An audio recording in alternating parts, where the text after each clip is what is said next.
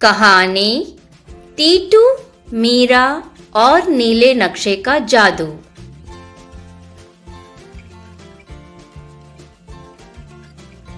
एक पुरानी हवेली की छत पर टीटू और उसकी सबसे अच्छी दोस्त मीरा एक पुराने धूल भरे बक्से को खोलते हैं।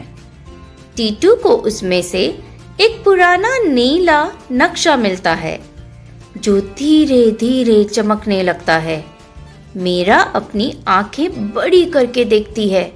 वे दोनों हैरान हैं कि यह नक्शा इतना चमकदार क्यों है।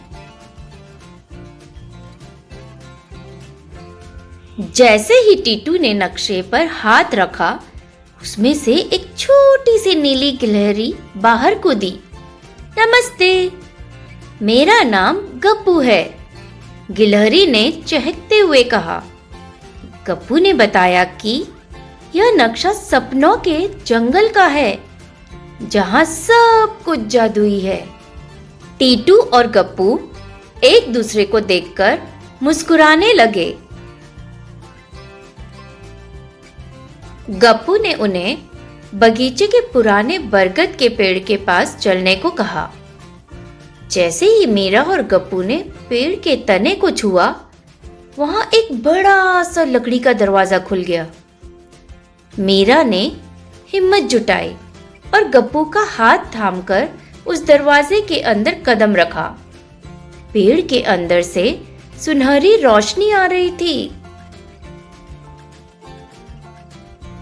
वे एक ऐसी दुनिया में पहुंच गए जहां आसमान बैंगनी था और बादल रुई के फाहे जैसे नरम थे।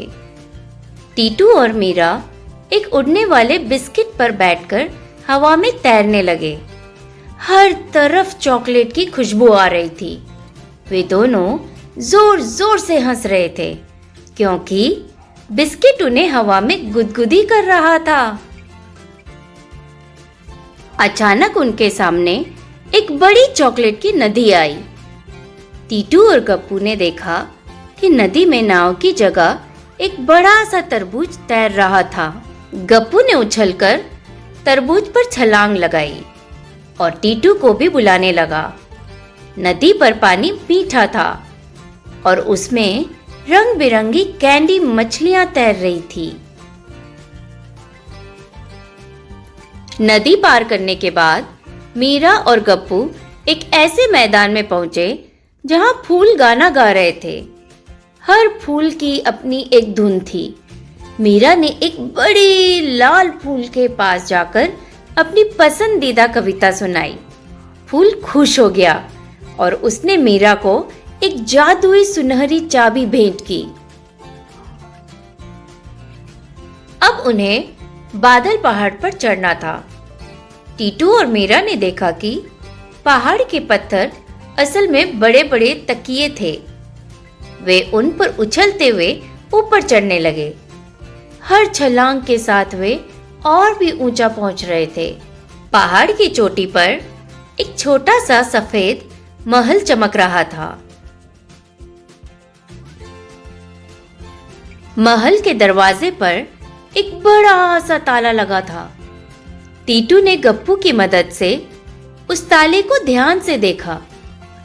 गप्पू ने याद दिलाया कि मीरा के पास वो सुनहरी चाबी है।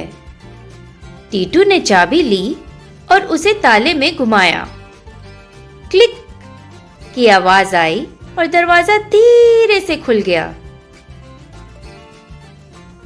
पलक झपकते ही टीटू और मीरा वापस अपनी हवेली की छत पर थे। गप्पू नक्शे के अंदर वापस जा चुका था, लेकिन उनके हाथ में वही जादुई कहानी की किताब थी। वे समझ गए कि अब वे जब चाहें एक नई कहानी खोलकर फिर से एक जादुई यात्रा पर निकल सकते हैं। उम्मीद है आपको यह कहानी पसंद आई होगी। ऐसे ही और कहानियों के लिए मेरे चैनल को लाइक, शेयर और सब्सक्राइब कीजिए। Thanks for watching. धन्यवाद।